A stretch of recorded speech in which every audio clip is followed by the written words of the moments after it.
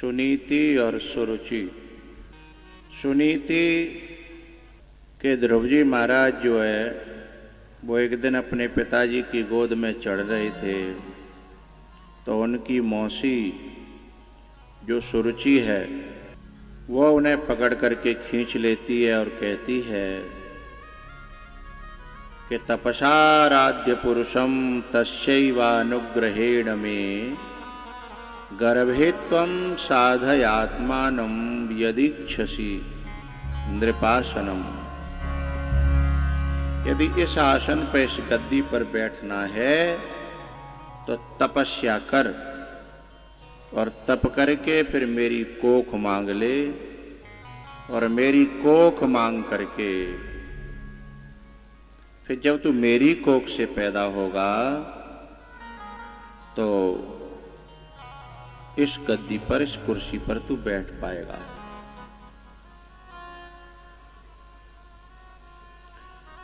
रोते रोते मां के पास गया। मां ने कहा, बेटा ठीक है, ही तो कह रही है तेरी मां, तपस्या करेगा ना तो ऐसी गद्दियां और ऐसी गोदियां तेरे पीछे पीछे डोलेंगे।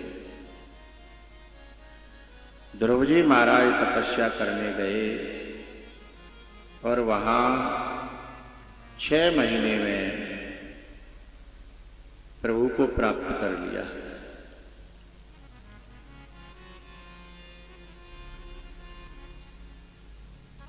वही राजा जहां से निकाला गया था ध्रुव को, वही फिर लेने के लिए गया।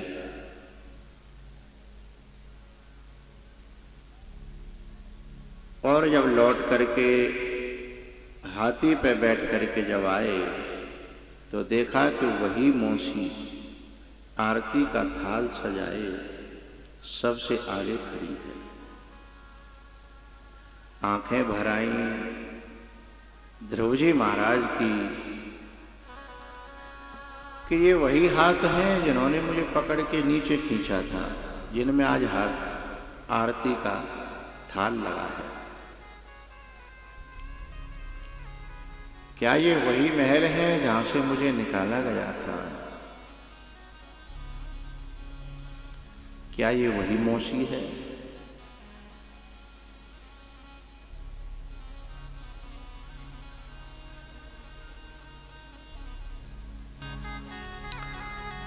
तो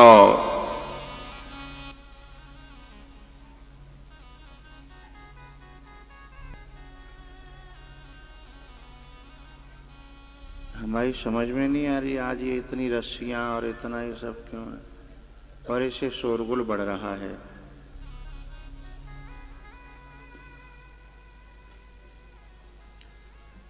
जो जहां बैठे तहां बैठ जान देते हैं।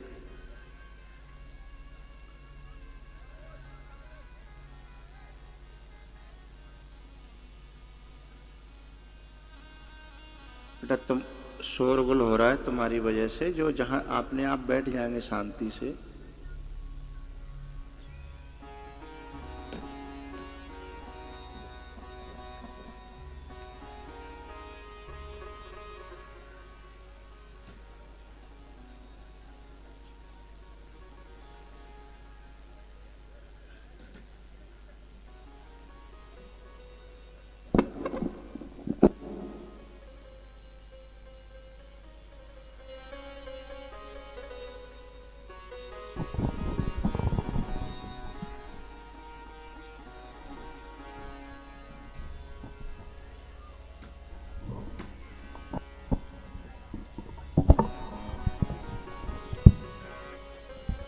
हरि बोल।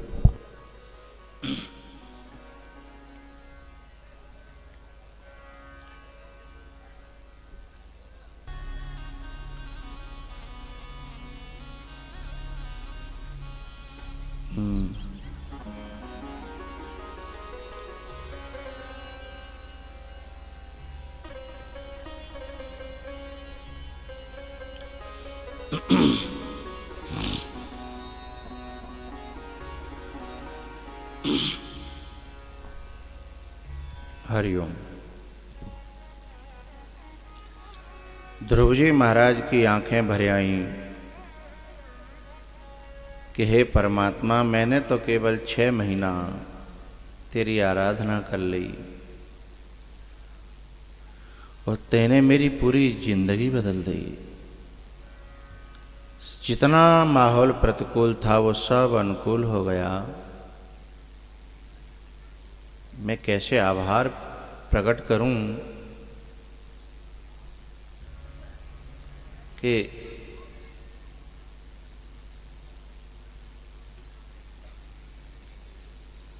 जिन महलों से निकाला गया उन्हीं में मेरा स्वागत हो रहा है।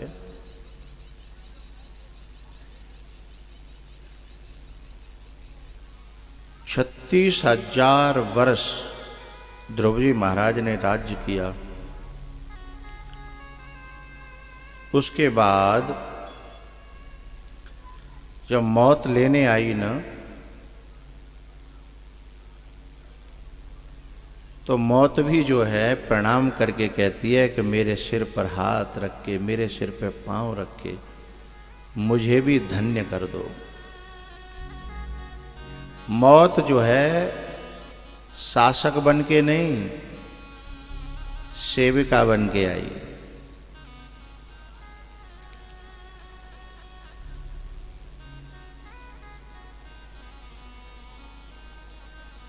ध्रुव जी महाराज जब चलने लगे विमान में, तो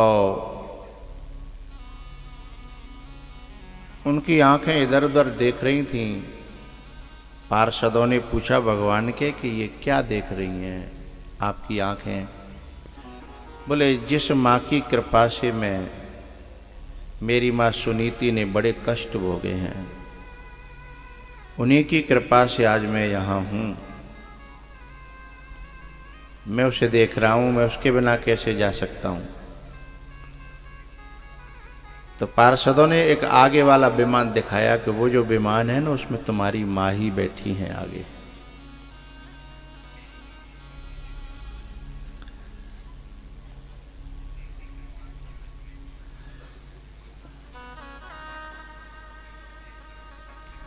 भैया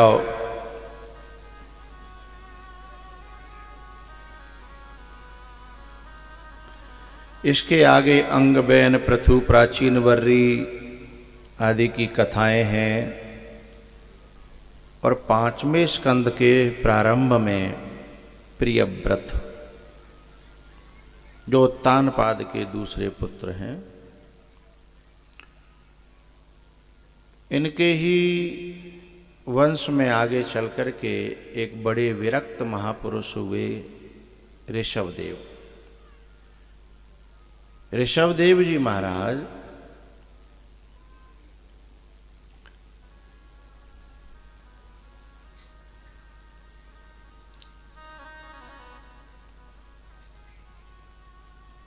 रहे तो गृहस्थी में, लेकिन उनका मन गृहस्थी में नहीं था।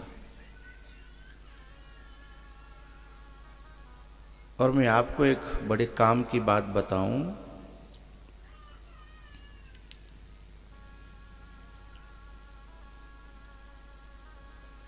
संसार को और परमात्मा को दोनों को साधा जा सकता है यदि ये युक्ति समझ में आ गई तो।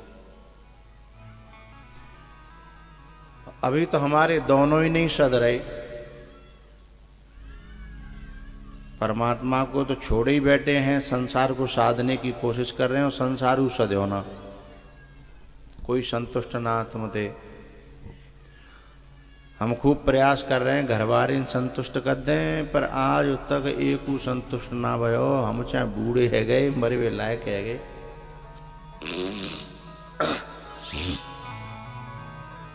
और भगवान तो हाथे निकरी गो जय चक्कर में। लेकिन एक ऐसी युक्ति संतों की ग्रंथों की बताई भाई मैं बता रहा हूं, दोनों सद सकते हैं, दोनों संतुष्ट हो जाएंगे।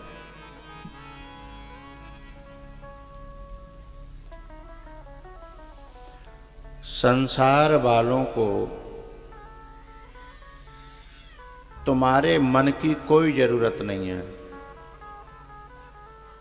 तुम्हारे तन की जरूरत है। संसार वालों को हमारे मन की जरूरत नहीं है, केवल तन की जरूरत है। और भगवान को हमारे तन की जरूरत नहीं है, केवल हमारे मन की जरूरत है।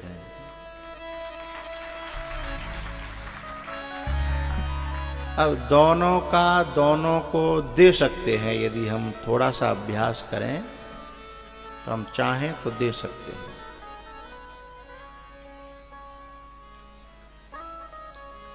हम अपने संसार वाले के किसी फंक्शन में कहें कि भाई हम मन से आ जाएंगे, तो जो कहते मन को का चाट डालूंगा। बोले तुम्हारी उपस्थिति वहां होनी चाहिए, है ना। और भगवान से कहो कि तुम्हारे मंदिर में तुम्हारी सेवा में मैं अपना शरीर भेज दूंगा, फिर अब मेरा मन वहां नहीं लगेगा। तो भगवान करे मैं तेरे तन को क्या करूंगा, है।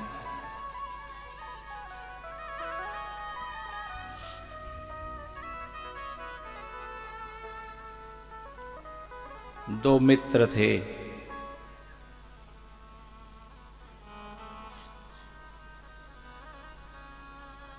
और वे बड़े धर्मात्मा थे, बड़े पुजारी थे, बड़े सत्संगी थे, विवेकी थे। दोनों कहीं जा रहे थे तो रास्ते में जब पा जमाने की बात है कि शाम को उन्हें रुकना था कहीं, तो एक गांव पड़ा, नगर सा पड़ा।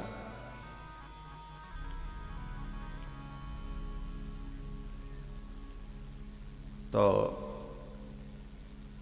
एक गणिका का घर था। दोनों बोले कि यहाँ रुक लें। बोले नहीं नहीं भाई, मैं तो यहाँ नहीं रुकूंगा, हम इतना पवित्र आदमी है, इतने अच्छे आदमी हैं, गणिका के घर में थोड़ी रुकेंगे। दूसरा बोला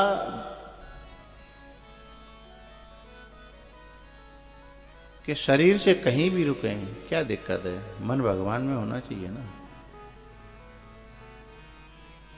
बोले भैया तू ही रुक जा, मैं नहीं रुकूंगा, मैं तो मंदिर में जाऊंगा, ढूंढ लूंगा अपने आप। एक वहीं रुक गया, रात ही काटनी थी, एक वहां रुक गया, और एक चला गया मंदिर में। दूसरा मंदिर में रुक गया।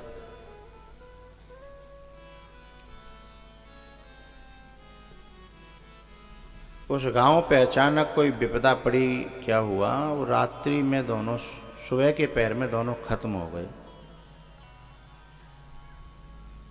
जो गणिका के घर में था वो स्वर्ग में गया, और जो मंदिर में था वो नरक में गया।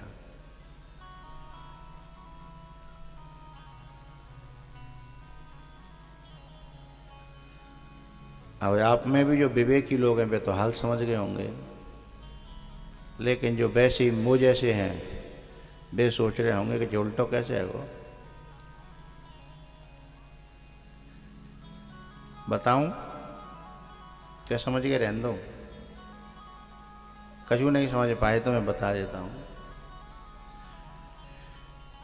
क्योंकि हमारी ऊर्ध्व गति और अधोगति शरीर के आधार पर नहीं, मन के आधार पर होती है। तो जो मंदिर में चला गया था वो नरक क्यों गया? क्योंकि वो मंदिर में बैठा बैठा ये सोच रहा था कि हम बेकन्या मर आए, और वो जन का कर रहे हो, हम यहाँ वैसे ही मर रहे हैं। गलत निर्णय हो गया हमारा। और उसके विचार जो है वो शरीर से गणिका के यहाँ बना रहा, लेकिन मन से सोच रहा था दूसरा वाला जो गणिका के यहाँ था कि यार एक बात है, थोड़ी वो कर लेते अपन, तो मंदिर में ठाकुर जी की आरती मिल जाती, भजन पूजा पाठ कर लेते। का आलस कर गए हम। वो पूरी रात जो है ठाकुर जी की आरती पूजा में उसकी निकल गई। बस दोनों का क्रॉस पॉइंट हो गया, एक इधर चला गया, एक इधर चला गया। बड़ी काम की बात है प्यारे हो। शरीर तो कहूँ न कहूँ रहे वो, भाई दे दो ना दुनिया वालों को, क्यों तुम्हें क्या आफत है, बना रहने दो और खूब दुनिया वालों के काम करो, कोई दिक्कत नहीं है। लेकिन भीतर से सत्संग को बनाए रखना, तो सत्संग तुम्हारे मन को परमात्मा में जोड़ के रखेगा और बेड़ा पार हो जाएगा।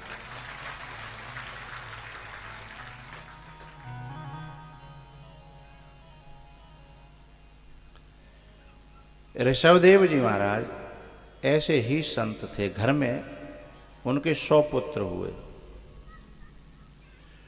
और जैसे ही वो पुत्र जो है थोड़े से लायक हुए, क्योंकि जहाँ मन नहीं लगता वहाँ व्यक्ति पूरे जीवन नहीं ठहर पाएगा। जब तक जिम्मेदारियाँ हैं तब तक तो वो रुक लेगा, लेकिन यदि वो लगा कि अब मौका है तो फिर वो वहाँ से भागेगा। तो जब तक जिम्मेदारियाँ, केवल जिम्मेदारियों को जिम्मेदारी समझ करके मान करके निभाते हुए, और लक्ष्य रखो कि जैसे ही जाते छूटूंगा तुरंत मुझे भगवान के उसमें लगना है।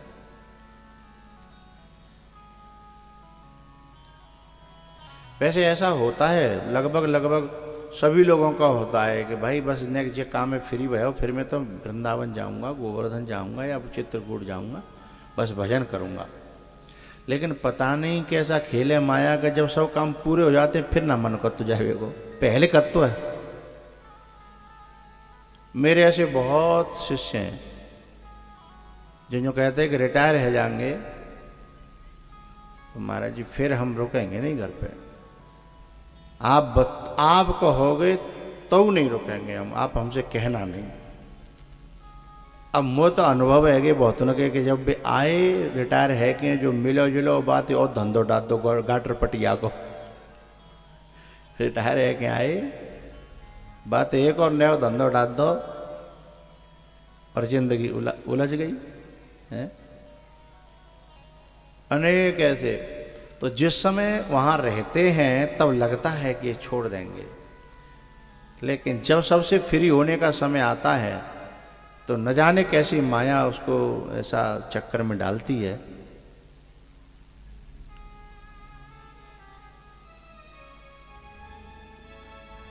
एक हाईकोर्ट का वकील हमारा शिष्य, वो कहता था कि हम अब फ्री हो जाएंगे तो वैसा करेंगे वैसा करेंगे। हमने एक दिन पूछा कि तुम फ्री हो गए, अब तो सब जिम्मेदारियां पूरी हो गई, सब बढ़िया चल रहा है। बोला कि स्वामी जी अब जितने वकील हम वृद्ध होते चले जा रहे हैं उतनी हमारी फीस बढ़ रही है, अब नहीं त्यागा जा रहा। शुरू में हम जो है बहुत कम कमाते थे, उन दिन जिंदगी ऐसी कट गई। अब सोचते हैं कि बस कोर्ट में जाने पर, बस बैठने पर ही सब छोटे छोटे वर्कर काम करते रहते हैं नीचे के वकील, और हमको तो केवल बैठना है। बैठने में मेरे महीना के जो है 8-10 लाख आ जाते हैं। अब आप ही बताओ मैं कैसे छोड़ूं। तो मैंने कहा कोई बात नहीं, लेकिन तुम धर्म में अपना मन रखते हो, ये अच्छी बात है, हैं? इस बात को गोस्वामी जी ने बड़े प्यारे तरीके से कहा। अरे साधको,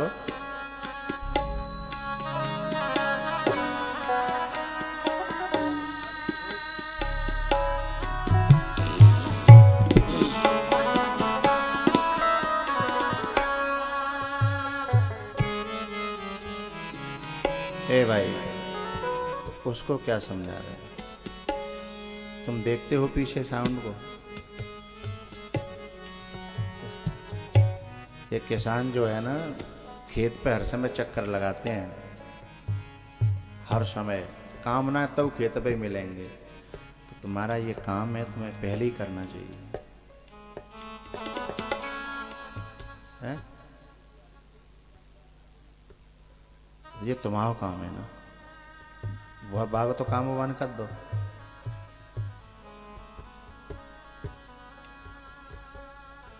साउंड भी तो कल से इतना अच्छा नहीं चला ना, कल से थोड़ी थोड़ी थी, आज वो बढ़ी।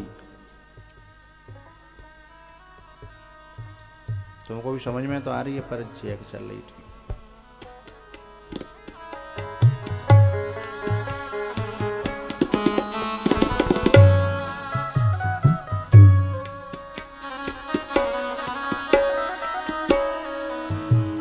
हाँ पंडित जी, चौपाई बड़ी प्यारी, आपकी मन पसंद।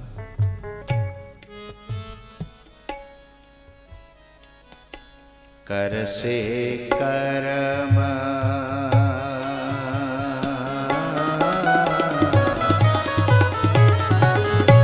कर से कर्म करो विधि नाना,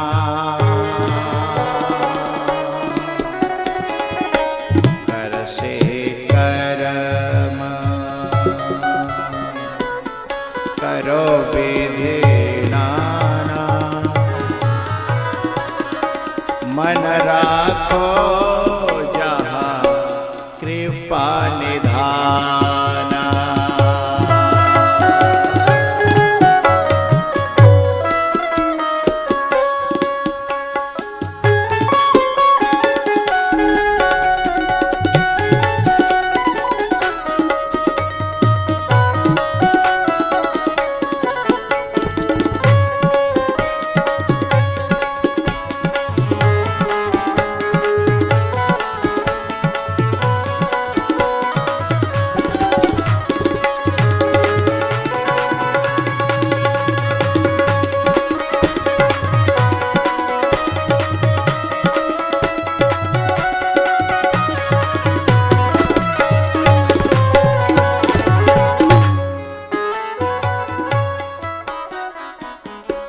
कर से कर्म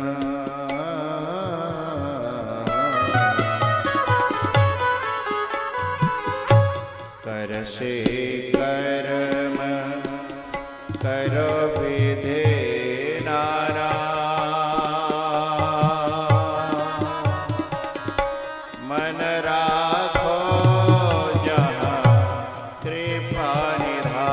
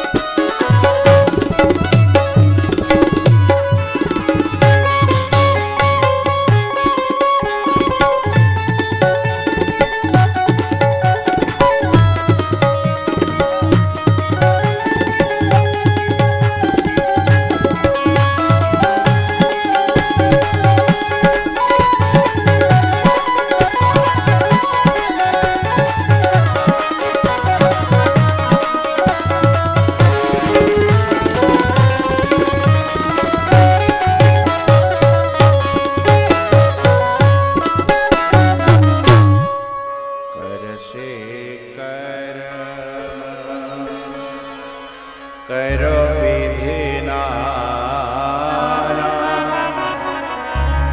मन राखो जहाँ कृपा निधान।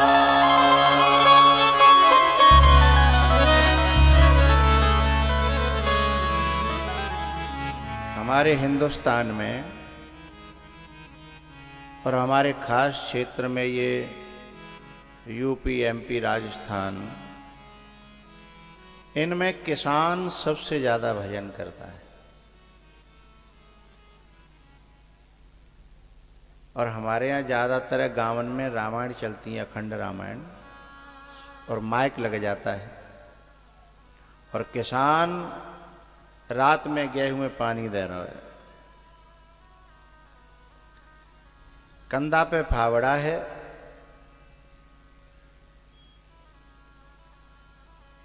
पांव पानी में है, गरम गरम में, सर्दी के दिन है। कंधा पे फावड़ा, पांव पानी में और कान उस माइक पे है और मन वहीं पे है। पूरी रात पूरी रामायण यदि किसी ने ध्यान से सुनी तो उस किसान ने सुनी जो खेत में पानी लगा रहा था।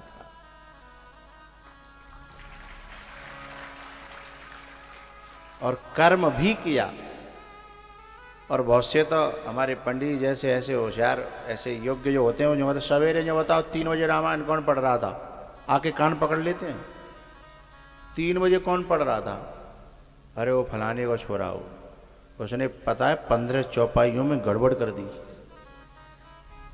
तो रात में जो पढ़ने वाले ये सोचते हैं कि हमें कोई नहीं सुन रहा, सच में ही रात में पढ़ने वालों को बहुत ध्यान से सुना जाता है। बहुत से रात में सोचते हैं कि लाई सी काटो, कोई ना सुन लो, दे धका दको, दे धका दको। क्योंकि सबसे शांत वातावरण, सबसे एकांत वातावरण रात्रि में जो सुनने वाले श्रोताएं हैं, खेत में झोंपड़ी में जो खेत में झोंपड़ी डाल रखी है, जो मेहरा होता है, बापे परे बड़े बूढ़े सबन के कान वही हैं और संग संग चौपाई बोल रहे हैं, रखवाली कर रहे हैं। तो कर से कर्म हो रहा है और मन से भजन हो रहा है। सबसे ज्यादा किसान भजन करता है। अखंड रामायण कराने वाले जो माइक लगाते हैं ना, उनको बड़ा पुण्य मिलता है। उनसे बहुत लोगों का चारों तरफ भजन होता रहता है अपने आप, चौपाइयाँ। हम तो अपनी बताएं, कहीं रामायण हो रही हो, हम जैसे रह रहे हैं के आसपास, तो हम टहल रहे हैं तो भी दिमाग अपने आप जाता है कि ओह ये दशरथ के कई संवाद चल रहा है, ये फलाना संवाद चल रहा है। तो मन को बार बार टच करेगी वो चौपाई, है ना, खींचेगी। तो भगवान में जो लगाए हमारे मन को किसी भी साधन से, वो हमारा गुरु ही तो है, वो हमारा सहायक ही तो है इस मार्ग का। तो ऋषभदेव जी महाराज के 100 पुत्र थे। जब वे बड़े हो गए तो उन्होंने अपने बच्चों से कहा, बेटा सब इकट्ठे है कि आओ मेरे पास बैठो। एरी मैया ओ वैरियो, वैसे ना सुन तो जिंदे वैरी कह दो सोई सुन दे।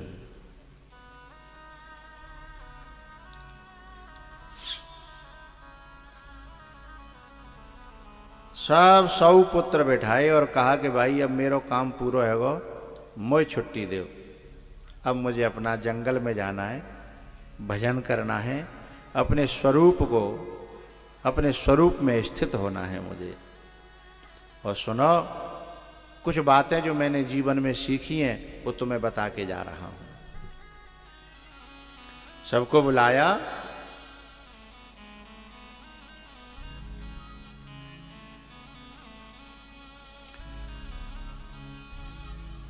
पहले एक प्रश्न किया कि बेटा एक बात बताओ, ये मनुष्य शरीर तुम्हें किस लिए मिला है?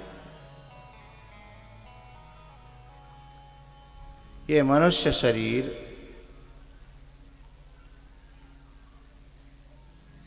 किसी ने कुछ बताया, किसी ने कुछ बताया, किसी ने कुछ बताया, लेकिन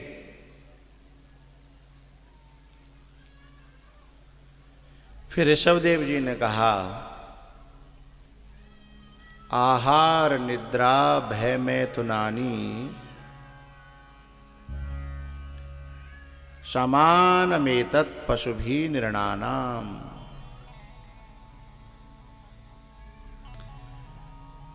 चार चीजें, आहार, निद्रा, भय और मैथुन, ये पशुओं में और मनुष्यों में समान होती हैं। लेकिन पशु हंसना नहीं जानता। तो उन्हें कुत्ता हंसत देगा, भौंकत तो देगा, पर हंसत ना देगा। तो इन चार चीजों में ही यदि मनुष्य ने जीवन बिताया तो पशु के ही समान उसका जीवन चला गया। और एक बात बुरा मत मानना, पशु के समान भी नहीं गया। पशु ने कम से कम दूसरे ने की मेंढ तो नहीं काटी। पशु ने झूठ तो नहीं बोला। पशु ने गुटखा दारू ये तो नहीं खाए। पशु अपना जीवन बर्बाद तो करके चला गया, लेकिन हमने अपने जीवन से जे जीवन खराब करो और आगे के और जीवन खराब कर ले। पशु ने एक ही जीवन अपना भोग लो, लेकिन हमने तो जन कितने जीवन खराब कर ले। तो ऋषभदेव जी कहते हैं कि बेटाओ, नायम देहो देह भाजाम निर्लोके कष्टान कामान नर्रते विडभुजाम। ये अयम देह निर्लोके देह भाजाम, ये जो हमारी जो मनुष्य शरीर है संसार में, ये जो विष्टा भोगी सुअर कुकर गधा घोड़ा हैं, ये उनकी तरह भोग भोगने के लिए नहीं है। बोले तो तपो दिव्यम पुत्र का ये न सत्वम, ये दिव्य तप करने के लिए है। बोले दिव्य तप से क्या होगा? ये न सत्वम शुद्धे। बोले उससे सत्व माने होता है पंचभूतों के तमोगुण से विषय बनते हैं, पंचभूतों के रजोगुण से इंद्रियां बनती हैं, और पंचभूतों के सतोगुण से अंतःकरण बनता है, मन बुद्धि चित्त अहंकार। उसे सत्व कहा यहां। तपोदिव्यम पुत्र का ये न सत्वम। सत्व माने अंतःकरण, मन बुद्धि चित्त अहंकार। बोले ये शुद्ध होगा दिव्य तपने से, तप करने से ये शुद्ध होगा। और ये शुद्ध होगा तो फिर वो व्यक्ति कैसा हो जाएगा? पवित्र और संत हो जाएगा। चाहे वो गृहस्थ में रहे चाहे कहूं रहे, वो अंतःकरण से, हृदय से, स्वभाव से संत हो जाएगा। बोले जी शुद्ध है, जाते जाते फायदा क्या होगा?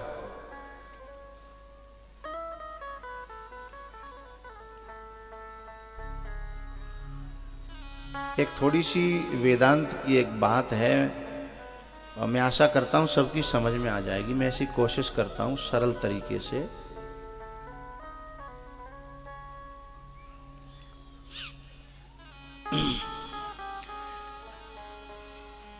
एक छोटा सा गड्ढा है, पानी भरा हुआ है,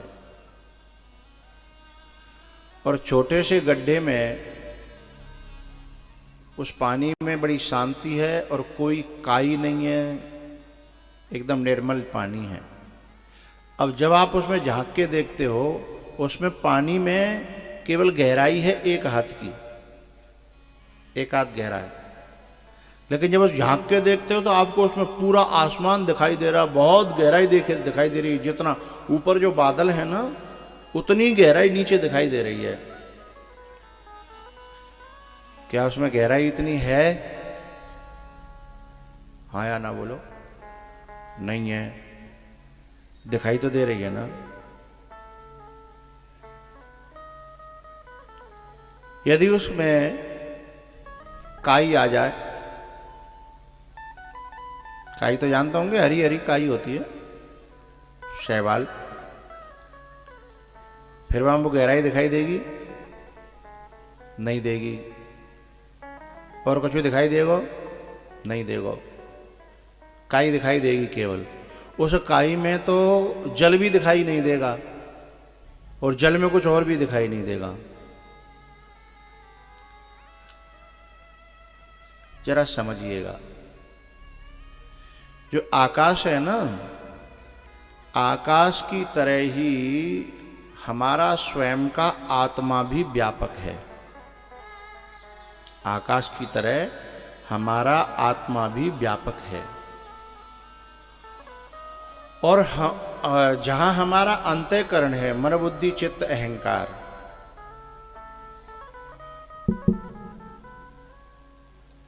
मन बुद्धि चित्त अहंकार वो एक तरह से जल की तरह से है, लेकिन वह जल पे काई छाई हुई है, इसलिए हमारे आत्मा की जो गहराई है, उसका जो स्वरूप है, उस जल में वो दिखाई नहीं दे रहा। लेकिन यदि वो काई हट जाए और वहां में स्थिरता आ जाए, चंचलता खत्म हो जाए, तो हमारा अपना ही स्वरूप, हमारा आत्म स्वरूप हमें उसमें दिखने लगेगा। बात समझ में आ रही है?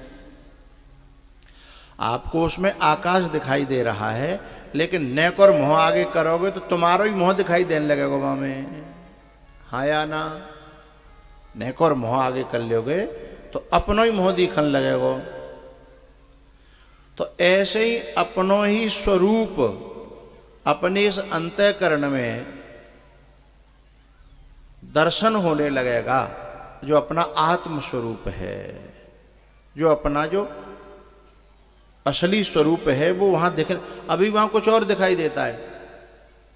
कुछ और क्या दिखाई देता है? जैसे उस पानी में जब तक हम बिल्कुल सन्मुख नहीं है उसके, तब तक दूसरी चीज दिखाई देंगी, बादल दिखाई देगा, पेड़ दिखाई देंगे और कुछ दिखाई देगा। बात समझ में आ तो रही नहीं यहां तक? और जैसे ही हम बिल्कुल ऊपर, बिल्कुल बराबर पे आ जाएंगे, तो फिर हमारा अपनो ही रूप दिखाई देगा। ठीक है? यही बात गोस्वामी जी ने कही है। या तो आप पानी ले लो या फिर शीशा ले लो, नेको टेढ़ो मेढ़ो तो कुछ और दिखाई देगा, है?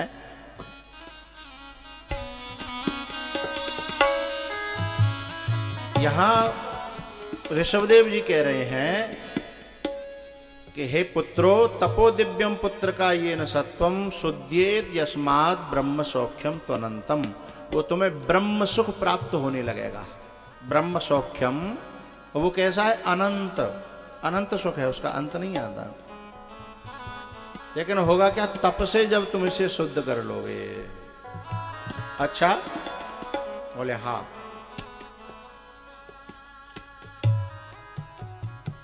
यही बात गोस्वामी जी ने कही। सन्मुख होए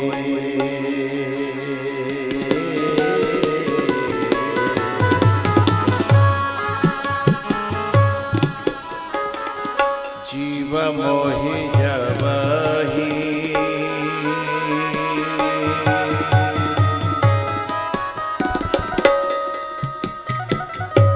जन्म कोटि अघर नासहि तबहि।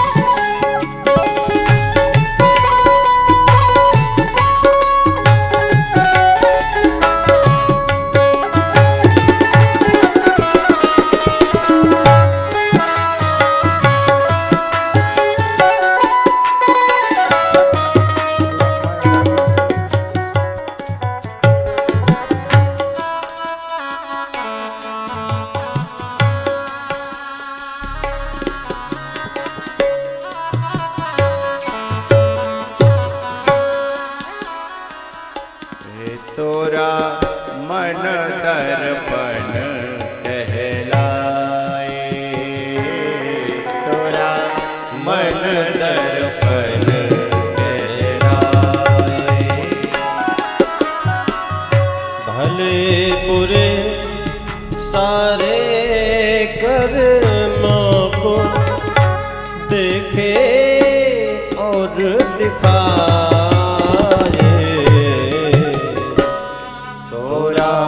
मन दर्पण कहलाए।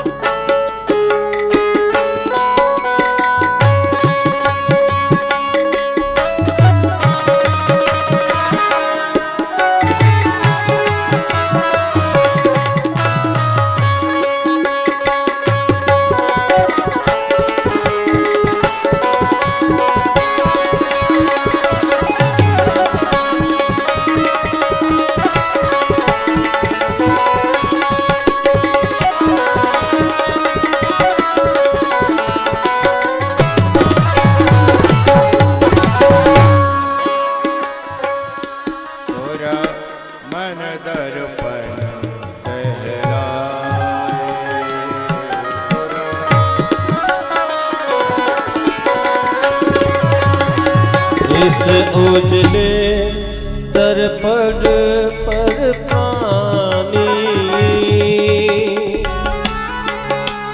भूल न जमने पाए तोरा मन दर्पण कहलाए तोरा मन दर्पण कहलाए।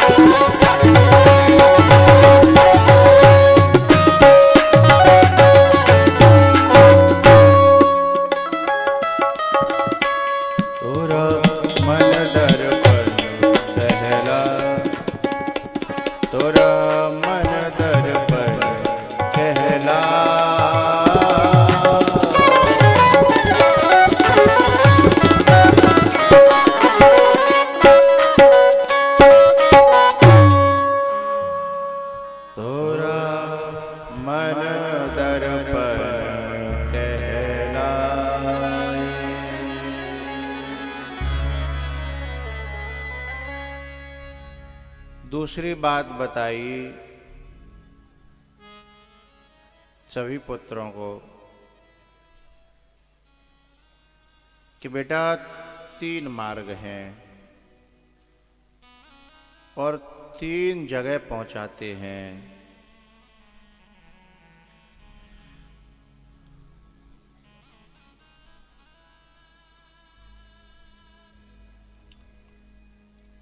एक है दुराचार का मार्ग, वो वेद के मार्ग अलग हैं, यहाँ जो ऋषभदेव जी कह रहे हैं वो अलग हैं। वो कह रहे हैं कि एक है दुराचार का मार्ग जो सीधे नरक पहुंचाता है, और एक है सदाचार का मार्ग, शुभ कर्मों का मार्ग, वो स्वर्ग पहुंचाता है। और एक इन दोनों से अलग जिसमें शुभ और अशुभ से कोई लेना देना नहीं, ये है सत्कर्म का, सत्संग का, भक्ति का मार्ग, जिसे स्वर्ग से भी कोई लेना देना नहीं है, ये सीधे भगवान के धाम पहुंचाता है।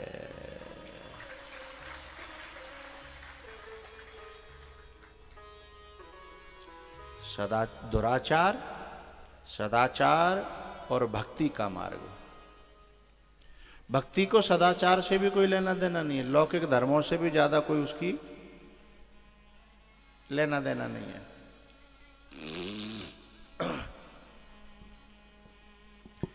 अब यहां ऋषभदेव जी कहते हैं कि बेटाओ, तमोद्वारम योषिताम संगी संगम,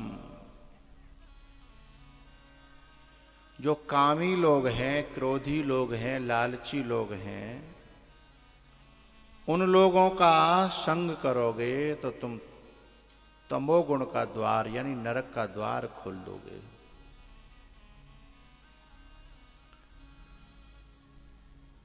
और शुभ कर्म करोगे, सदाचार से चलोगे तो स्वर्ग का द्वार खोल दोगे। लेकिन यदि तुम इन दोनों से ऊपर, जिसे एक बैकुंठ कहिए, गोलोक धाम कहिए, मुक्ति कहिए, भगवान का धाम कहिए, भगवान का पद कहिए, जैसे अपवर्ग कहते हैं, यदि वो चाहना है तो सदाचार और दुराचार दोनों से ऊपर उठना होगा। बोले वहां वो क्या है? बोले महत सेवाम द्वार माहुः विमुक्ति। बोले उसमें जीवन मुक्त महापुरुषों की सेवा करनी पड़ेगी।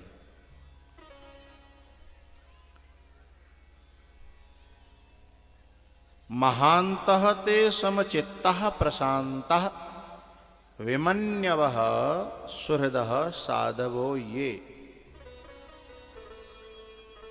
जो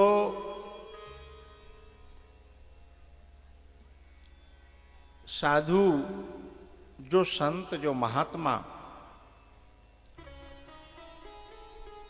अपने आप में रमण कर रहे हैं, अपने आनंद में रमण कर रहे हैं, उनकी जब तुम कुछ दिन सेवा करोगे, महत सेवाम, तो फिर उनके गुण तुम्हारे अंदर अपने आप आ जाएंगे और तुम्हारे लिए फिर वो ऊपर वाला दरवाजा खुलेगा। अब इस बात को गोस्वामी जी कैसे कहते हैं?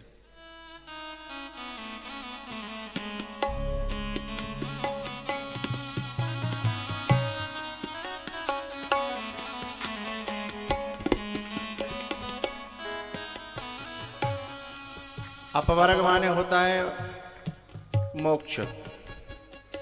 स्वर्ग नरक अपवर्ग नसेरी, स्वर्ग नरक अपवर्ग नसेरी।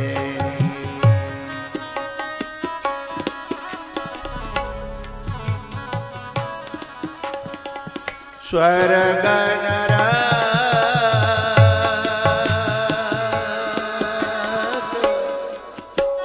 लेकिन बेटा ये तीनों रास्ते निकलते केवल इसी मनुष्य लोक में, और उसमें भी मनुष्य शरीर से है। इसीलिए देवता इसके लिए तरसते हैं। सुर दुर्लभ सद ग्रंथ निगाह,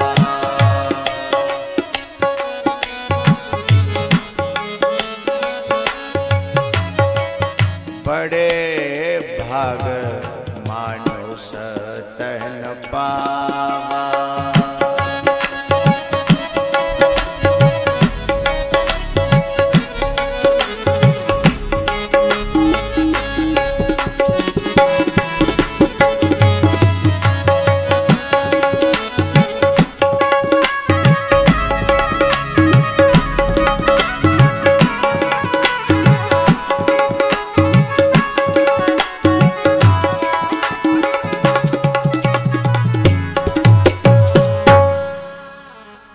चलता हूं और भरत तुम्हें राजा बनाता हूं। ऋषभदेव जी चले गए और ऐसे संत बने, ऐसे संत बने कि उनके मल मूत्र से भी खुशबू आती थी, सुगंध आती थी। चारों तरफ कोसों तक फैल जाती थी। जो व्यक्ति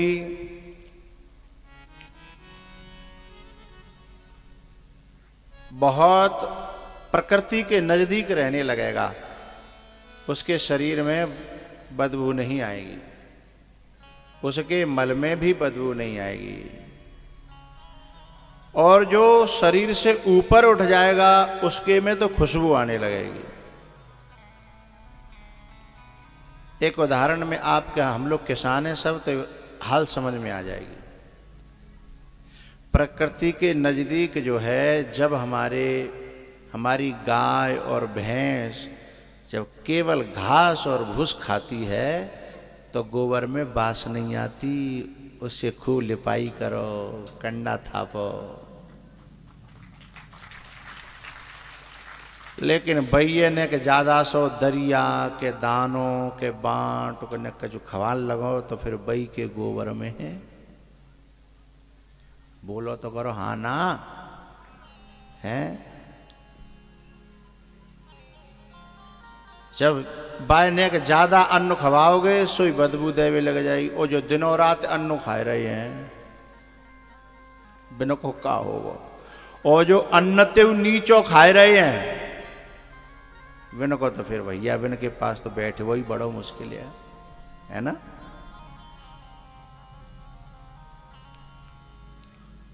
और जिन्होंने अन्न भी छोड़ दिया है